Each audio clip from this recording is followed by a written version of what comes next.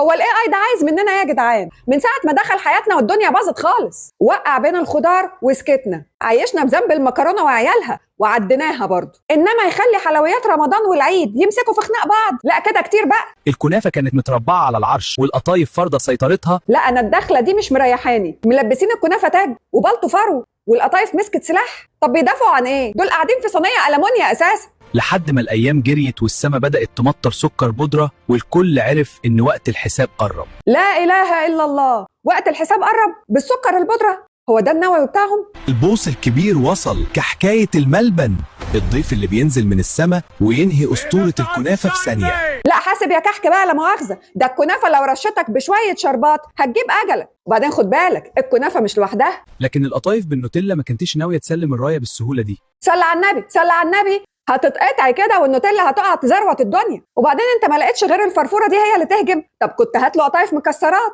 كانت تديله صاروخ لوز على الاقل. عملت هجمه مرتده اخيره عشان تدافع عن شرف حلويات رمضان. شرف حلويات رمضان؟ احنا بنبعد قوي، خد بالك بقى. بس الكحكاية ما كانتش جاية لوحدها. إدت الإشارة وظهر أسطول البيتي فور المدرع، ده تصعيد غير مبرر حضرتك اطلاقا، ملهوش سبب مقنع لحد دلوقتي. وفرقة الغريبة الانتحارية. الغريبه بقت انتحاريه؟ امتى حصل الكلام ده؟ ده انت لو حد زقك بس هتتفتتي منه، اهربي يا بنتي. جيش العيد اكتمل مع طوفان الشاي بلبن. لا معلش بقى، هو جوز هند فين في الليله دي؟ يكونش واقف على الحدود؟ الكنافة رفعت الراية البيضاء رسميا، المعركة اتحسمت وبدأ عصر الكحك الذهبي.